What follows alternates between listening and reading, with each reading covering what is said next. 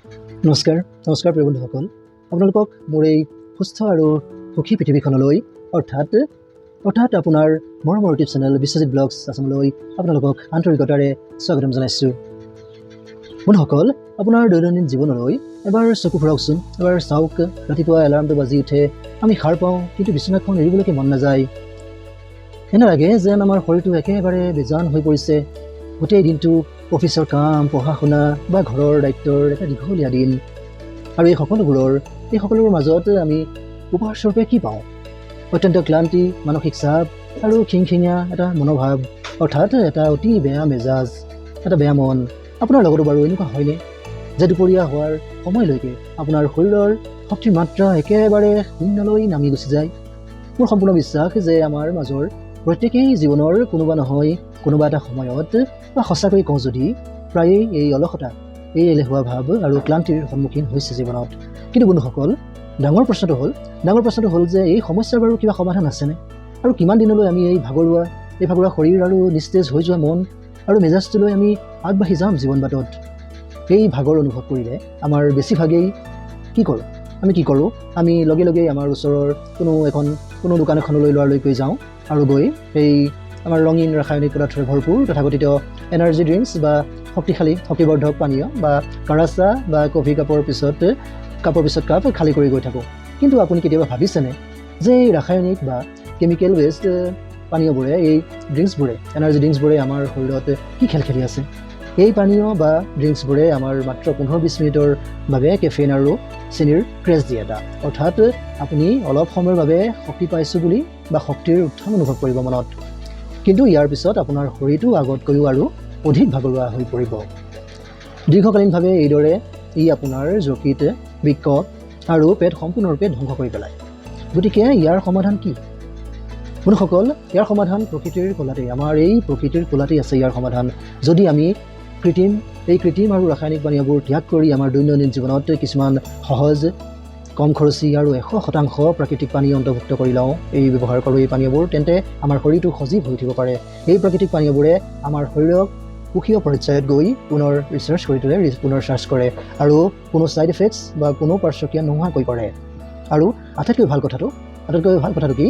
এই পানীয়বোৰে আপোনাৰ শৰীৰক শক্তিশালী কৰাই নহয়, আপোনাৰ মন মগজুত সুখী হৰমন নিৰ্গত কৰি নিমিষতে এটি পলকতেই আপোনাৰ মন মেজাজটোক উন্নীত কৰি তোলে।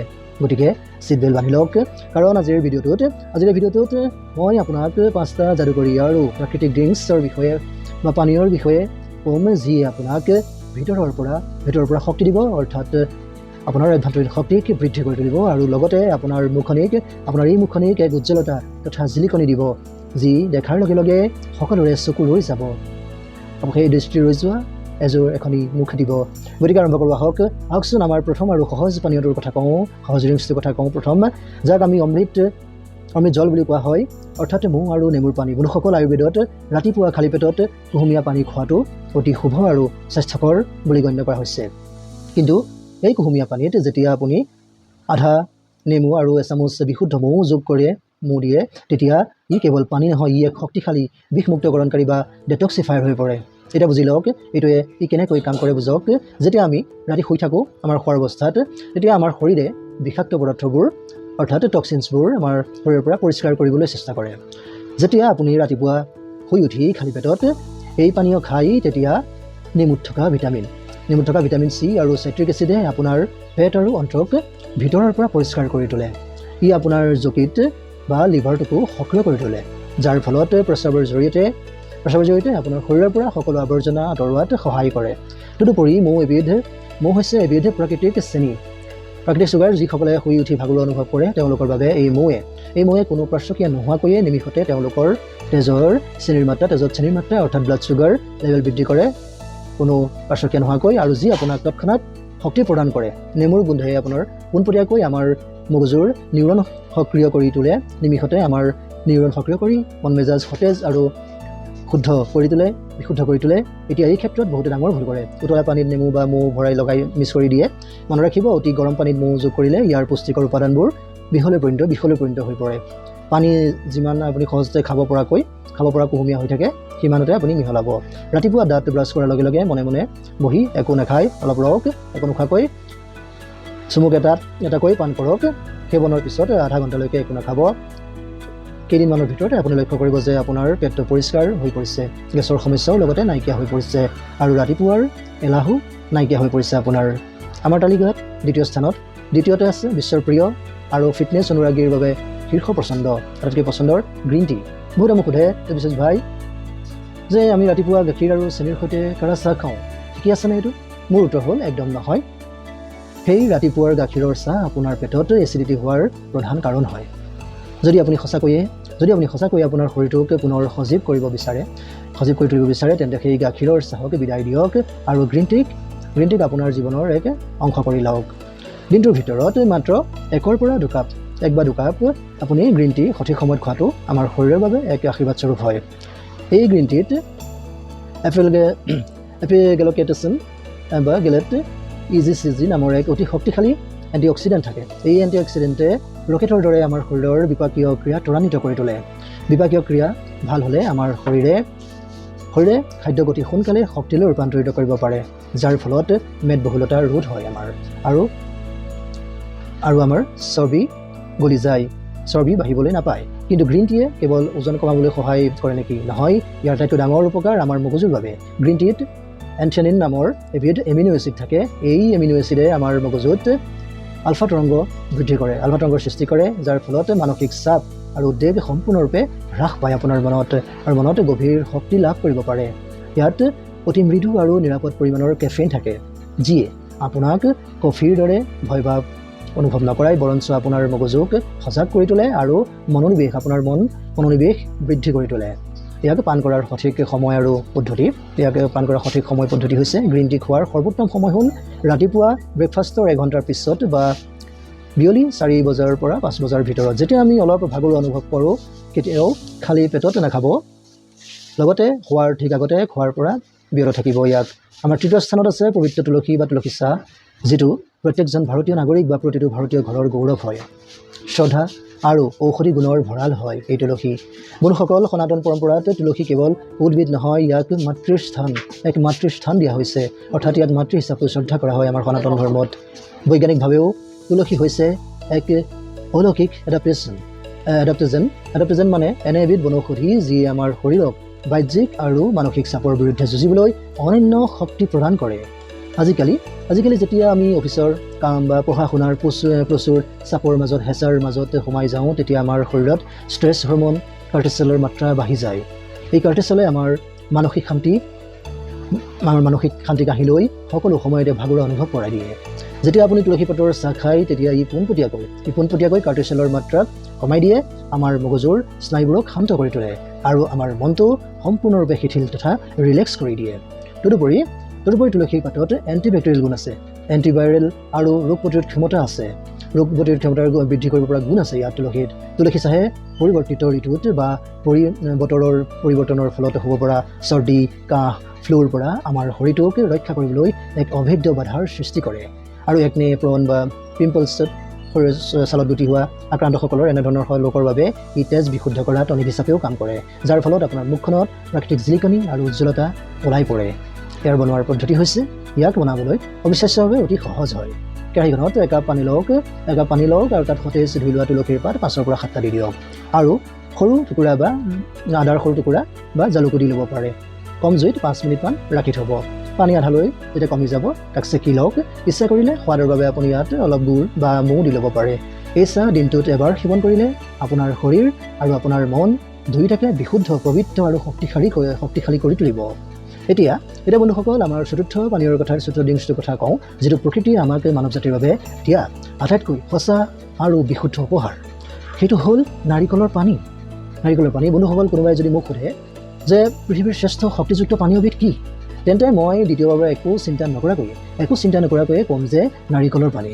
বজাৰত উপলব্ধ দামী ইলেক্ট্ৰলাইট পাউডাৰ আৰু স্পৰ্টছ ড্ৰিংকছত কেৱল আৰ্টিফিচিয়েল কালাৰ প্ৰিজাৰ্ভেটিভছ অৰ্থাৎ কৃত্ৰিম ৰং বা সংৰক্ষক আৰু প্ৰচুৰ পৰিমাণে চেনি থাকে, যি আমাৰ সাধাৰণ নাৰিকল পানী তাতকৈ 1000 গুণে ভাল হয়। নাৰিকলৰ পানী আমাৰ শৰীৰৰ বাবে প্ৰাকৃতিক এচেটনিক পানীৰ হয়, অৰ্থাৎ ইয়াৰ ইলেক্ট্ৰলাইটৰ ভাৰসাম্য আমাৰ তেজৰ দৰেই একেই হয়। ইয়াত পটাছিয়াম, মেগনেছিয়াম, কেলছিয়াম, ছডিয়াম আদি প্ৰচুৰ পৰিমাণে পোৱা যায়। গ্ৰীষ্মকালত যেতিয়া আমাৰ ঘাম ওলায় আমাৰ যেতিয়া ঘাম ওলায় অত্যাধিক কাম কৰাৰ বাবে তেতিয়া এই মিনাৰেলছ বা খনিজ পদাৰ্থবোৰ কমি যায় বা ক্ষয় হৈ যায় যাৰ ফলত আমাৰ কি হয় ডিহাইড্ৰেশ্যন হয় ডিহাইড্ৰেশ্যন বা আমাৰ শৰীৰত পানী কমি যায় আৰু পেশীবোৰৰ বিষ হয় তেনে অৱস্থাত যদি আপুনি নাৰিকলৰ পানী এগিলাচ খাই দিয়ে তেতিয়া খোৱাৰ লগে লগেই আপোনাৰ শৰীৰৰ কোষবোৰক নিমিষতে এই নাৰিকলৰ পানী হাইড্ৰেটেড কৰি তুলিব যাৰ ফলত শৰীৰৰ সকলো ক্লান্তি মূৰৰ বিষ অলস ভাৱ মিনিটৰ ভিতৰতে নাইকিয়া হৈ পৰিব তদুপৰি নাৰিকলৰ পানীতে পোৱা চেট'কাইনিনে আমাৰ শৰীৰৰ বয়স বৃদ্ধিৰ প্ৰভাৱকো ৰোধ কৰে অৰ্থাৎ ই আমাৰ বাবে এণ্টি এজিং বা বাৰ্ধক্য প্ৰতিৰোধী হিচাপেও কাম কৰিব পাৰে ই হজম শক্তি আমাৰ উন্নত কৰে আমাৰ পেটটোক শান্ত কৰি তোলে আৰু এচিডিটিৰ পৰা আমাক তৎক্ষণাত সকাহ দিব পাৰে ইয়াৰ বাবে টিপছ হৈছে দুপৰীয়া বা ৱৰ্কআউট বা এক্সাৰচাইজ কৰাৰ লগে লগে নাৰিকল পানী খাবলৈ চেষ্টা কৰিব নাৰিকলৰ পানী কেতিয়াও ইয়াক সংৰক্ষণ কৰি বা ফ্ৰিজত ৰাখি খাব নালাগে নাৰিকল কটাৰ লগে লগে ইয়াক সতেজভাৱে সেৱন কৰিব লাগে যাতে আপুনি আপোনাৰ শৰীৰে ইয়াৰ সকলো সজীৱ এনজাইম লাভ কৰিব পাৰে সুন্দৰভাৱে বন্ধুসকল ইয়াৰ পিছত আজিৰ পঞ্চম আৰু অন্তিমটো হৈছে আমাৰ সকলোৰে ঘৰতে সহজে উপলব্ধ পুষ্টিকৰ শক্তিশালী পাৱাৰ হাউচ অৰ্থাৎ আপোনাৰ ঘৰতে বনোৱা সতেজ শাক পাচলিৰ ৰস বা ফ্ৰেছ হোমমেড ভেজিটেবল জুচ আমাৰ প্ৰায় বহুতেই ভাবে যে কেৱল ফলৰ ৰসহে আমাৰ শৰীৰৰ বাবে স্বাস্থ্যকৰ হয় কিন্তু বন্ধুসকল ফলৰ ৰসত অধিক পৰিমাণে ফ্ৰুক্টোজ অৰ্থাৎ প্ৰাকৃতিক চেনি থাকে যিয়ে কেতিয়াবা আমাৰ তেজত চেনিৰ মাত্ৰা বৃদ্ধি কৰি তুলিব পাৰে কিন্তু শাক পাচলিৰ ৰস বা জুচত ই হৈছে ভিটামিন আৰু খনিজ পদাৰ্থৰ এক ভঁৰাল যাৰ কোনো তুলনাই নাই ঘৰতে উপলব্ধ সতেজ শাক পাচলি যেনে বিলাহী গাজৰ বিট তিয়ঁহ আৰু পুদিনা পাত ধনিয়া পাত এইবিলাক আপুনি ল'ব পাৰে আৰু ইয়াৰ পৰা আপুনি বনালে আপুনি এণ্টিঅক্সিডেণ্টৰ ছুপাৰ ব্লাছ পাবলৈ সক্ষম হ'ব বিট গাজৰ আদিত প্ৰচুৰ পৰিমাণে